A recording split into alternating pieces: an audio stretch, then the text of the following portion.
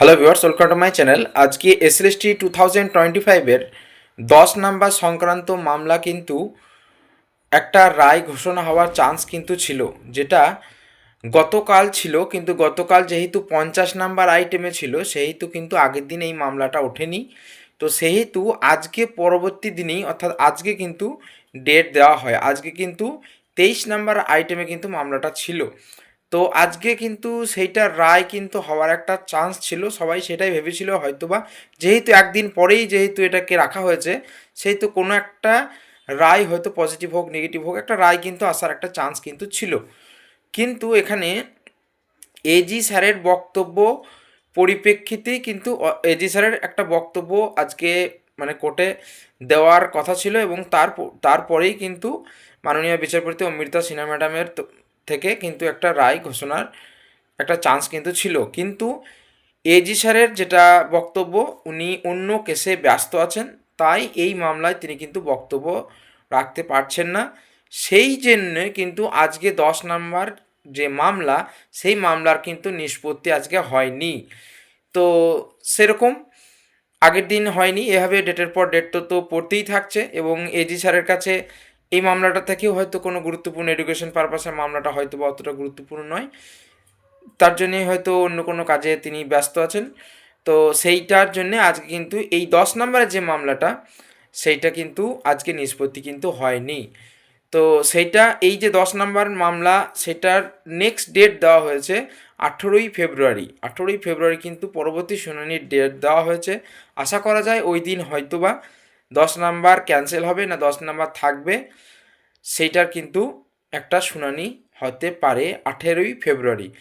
আজকেই একটা হওয়ার চান্স কিন্তু সবাই ভেবেছিল যে আজকে কিন্তু চান্স আছে, কিন্তু আজকে যেটা বললাম যে এজি স্যারের আজকে সময় হয়নি, অন্য কেসে ব্যস্ত ছিলেন, তার জন্য কিন্তু আজকে কিন্তু মামলাটা শুনানি বা নিষ্পত্তি হয়নি। আজকে ওই ওই কোর্টরুমে, অর্থাৎ 18 নম্বর কোর্টরুমে মাননীয় বিচারপতি অমৃতা সিনহা ম্যাডামের এজলাসে যে কেসটা নিয়ে বিস্তারিত আজকে শুনানি হলো, সেটাও কিন্তু একটা খুব গুরুত্বপূর্ণ মামলা, যেটা হচ্ছে যে 1806 জনের যে টেন্টেড লিস্ট স্কুল সার্ভিস কমিশনের তরফ থেকে পাবলিশ করা হয়েছে, অর্থাৎ অযোগ্য যে লিস্টটা 1806 জনের পাবলিশ করা হয়েছে, সেই লিস্টটা পিটিশনারদের পক্ষে যিনি আইনজীবী ছিলেন, মাননীয় আইনজীবী ফিরদৌস শামীম স্যার, তিনি কিন্তু একটা কথা বারবার ওঠাচ্ছেন যে এই যে 1806 জন, এইটাই কিন্তু শুধু অযোগ্যের সংখ্যা নয়, এরপরেও কিন্তু অযোগ্যের সংখ্যা অনেক বাড়তে পারে, যেটা স্কুল সার্ভিস কমিশন পাবলিশ করেনি। তিনি এও বলেছেন যে এই যে লিস্টটা পাবলিশ করা হয়েছে, সেই লিস্ট দেখে কিন্তু ক্যান্ডিডেটদেরকে আইডেন্টিফাই করা যাচ্ছে না।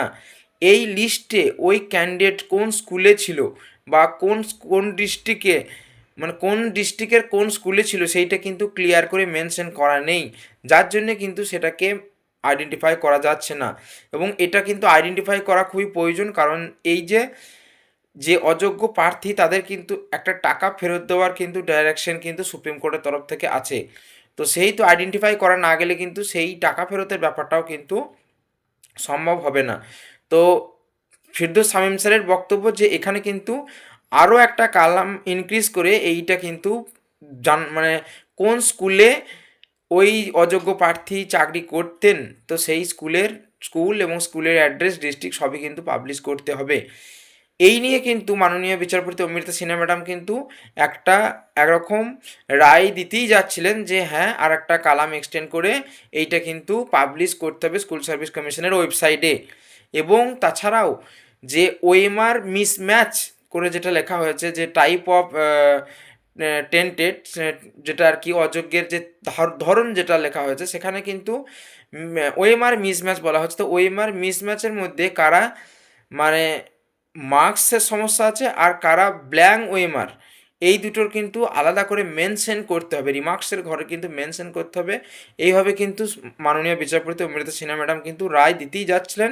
কিন্তু তখন কিন্তু অন্য পক্ষের আইনজীবী কিন্তু তারা অ্যাফিডেভিট, যেহেতু এই মামলাতে এখনও পর্যন্ত কোনো অ্যাফিডেভিট দেয়নি ওদের তরফ থেকে, ওনাদের তরফ থেকে, সেহেতু তারা অ্যাফিডেভিট দেওয়ার জন্য সময় চেয়ে নেয় এবং তখন কিন্তু মাননীয় বিচারপতি অমৃতা সিনহা ম্যাডাম কিন্তু রায় দান কিন্তু স্থগিত রাখেন এবং পরবর্তী আর একটা ডেট দেওয়া হয়, সেদিনই কিন্তু এই ব্যাপারে কিন্তু রায় দান দেওয়া হবে। অর্থাৎ যেটা বোঝা যাচ্ছে আবার হয়তো একটা নতুন লিস্ট পাবলিশ হবে স্কুল সার্ভিস কমিশনের ওয়েবসাইটে অযোগ্যদের, অর্থাৎ টেন্টেড ক্যান্ডিডেটদের, যেখানে কিন্তু ওই প্রার্থী, ওই অযোগ্য প্রার্থী কোন স্কুলে কাজ করতেন, কোন ডিস্ট্রিক্টে কোন স্কুলে কাজ করতেন সেটাও হয়তো বা ওখানে মেনশন থাকবে এবং তার কোন কোন ক্যান্ডিডেট ব্ল্যাঙ্ক ওএমআর দিয়ে চাকরি পেয়েছেন তাদেরও কিন্তু নাম ওখানে মানে ক্যাটাগরাইজ করা হবে। ওখানে কিন্তু দেখে মানে পুরোপুরিভাবে কিন্তু বোঝা যাবে যে কোন কোন ক্যান্ডিডেট এটা ওএমআর মানে ব্ল্যাঙ্ক ওএমআর দিয়ে কিন্তু চাকরি পেয়েছে, সেটা কিন্তু ওখান থেকে জানা যাবে। এইটা কিন্তু রায় আপাতত স্থগিত আছে, মানে রায় দিতে দিতেও মানে আটকে গেছেন মাননীয় বিচারপতি। নেক্সট কিন্তু ডেট দেওয়া হয়েছে, এইটা নিয়ে কিন্তু মানে দীর্ঘ শুনানি হয় এবং যারা মানে এক্সপায়ারি অফ প্যানেল এই নিয়েও কিন্তু একটা দীর্ঘক্ষণ ধরে কিন্তু কোর্টরুমের মধ্যে একটা মানে বিতর্কিত হয়, যেটা হচ্ছে যে এক্সপায়ারি অফ প্যানেল, যেটা ফিরদৌস শামীম স্যারের বক্তব্য যে এক্সপায়ারি অফ প্যানেল যেটা হচ্ছে, যেটা যে সেটাও কিন্তু একটা মানে তিনি রায় উল্লেখ করে বলেন যে এক্সপায়ারি অফ প্যানেলের যে সমস্ত ক্যান্ডিডেট তারাও কিন্তু টেন্টের লিস্টে আসা উচিত। কিন্তু এই পরিপ্রেক্ষিতে মাননীয় বিচারপতি অমৃতা সিনহা ম্যাডাম বলেছেন যে যেহেতু এই ব্যাপারটা এখনও পেন্ডিং, এটা যেহেতু বিচারাধীন, সেহেতু এই ব্যাপারে তিনি এখন কোনো নির্দেশ দেবেন না, এটা পরবর্তীকালে তিনি দেখবেন। কিন্তু এখন এই মুহূর্তে এই যারা এক্সপায়ারি অফ প্যানেল তাদের কিন্তু তাদের সম্পর্কে কিন্তু এখন কোনো তিনি রায় দিতে চাইছেন না, এটা যেহেতু বিচারাধীন। এটা কিন্তু মাননীয় বিচারপতি অমৃতা সিনহা ম্যাডামের তরফ থেকে কিন্তু জানানো হয়। আর এখানে যেটা ফিরদৌস শামীম স্যার যেটা বারবার উঠিয়েছেন যে এখানে স্কুল সার্ভিস কমিশন এবং মধ্যশিক্ষা পর্ষদের মধ্যে কিন্তু অনেক মানে কোঅর্ডিনেশনের অভাব আছে, যে একরকম নাম্বার, যে নাম্বারের মানে রেকমেন্ডেশন দেওয়া হচ্ছে তার থেকে বেশি কিন্তু অ্যাপয়েন্টমেন্ট লেটার দেওয়া হয়েছে। এবং আর একটা জিনিস তিনি বলতে চেয়েছেন যে একটা রুলস তিনি 2016 সালের যে রুলস, সেই রুলসটা তিনি দেখান যে যে ইন্টারভিউ বা ফাইনাল প্যানেলের 3 সপ্তাহ 3 সপ্তাহ আগে বা 15 দিন, যাই হোক এরকম কিছু একটা বললেন, একটা টাইম বললেন, ওর মধ্যে কিন্তু ফাইনাল ভ্যাকেন্সি কিন্তু স্কুল সার্ভিস কমিশনকে জানাতে হয়। যদি ফাইনাল মানে ভ্যাকেন্সি যদি ইনক্রিজ করতে হয় তাহলে কিন্তু সেই ইনক্রিজ ভ্যাকেন্সিটা তাদেরকে শো করতে হবে ওই ফাইনাল প্যানেলের কিন্তু 15 দিন বা কিছু একটা টাইম বললো, আমার ঠিক মনে নেই, ওইটা একটা টাইম বললো, ওই টাইমের মধ্যে কিন্তু পাবলিশ করতে হয়। কিন্তু সেইটা কিন্তু স্কুল সার্ভিস কমিশন করেনি, কিন্তু পরবর্তীকালে কিন্তু সেই মানে এক্সট্রা ভ্যাকেন্সিতে কিন্তু তারা কিন্তু নিয়োগ করেছে, অর্থাৎ সেটাও কিন্তু টেন্টের লিস্টে এসে যাবে। কারণ যেহেতু তারা রুলস মেনটেন করেনি, রুলস ভেঙেছে, রুলস অনুযায়ী তাদের যে টাইমের মধ্যে ফাইনাল ভ্যাকেন্সি জানানোর কথা ছিল, অর্থাৎ ইনক্রিজ ভ্যাকেন্সির কথা জানানোর কথা ছিল, সেই ইনক্রিজ ভ্যাকেন্সির কথা না জানিয়েও, না নোটিশ দিয়েও কিন্তু তারা ইনক্রিজ ভ্যাকেন্সিতে কিন্তু এখানে কিন্তু রিক্রুটমেন্ট করে দিয়েছে। তো তারাও কিন্তু যে এক্সট্রা যে অ্যাপয়েন্টমেন্টটা দেওয়া হয়েছে সেটাও কিন্তু এক্সপায়ারি অফ প্যানেলের মধ্যে মানে আসবে এবং তারাও কিন্তু অযোগ্য, ফিরদৌস শামীম স্যারের যেটা বক্তব্য। তো এই বিষয়ে এখনও কিন্তু কোনো রায় হয়নি এবং তিনি যেটা বলতে চাইছেন যে 5th কাউন্সিলিংয়ের পর, আগে তো 3rd জানছিলাম, কিন্তু আজকে কিন্তু বলা হলো 5th কাউন্সিলিংয়ের পর যারা নিয়োগ হচ্ছে তারা কিন্তু এক্সপায়ারি অফ প্যানেলে আসবে, অর্থাৎ অযোগ্য লিস্টে আসবে। যদিও এই অযোগ্য লিস্ট নিয়ে বা অযোগ্য যে মানে এক্সপায়ারি অফ প্যানেলের ক্যান্ডিডেটরা অযোগ্য না যোগ্য এই বিষয়ে কিন্তু বিচারপতির তরফ থেকে কিন্তু কোনো মন্তব্য এখনও করা হয়নি। এটা যেহেতু বিচারাধীন সেহেতু এখন কিন্তু সেই বিষয়ে কোনো মন্তব্য করা হয়নি।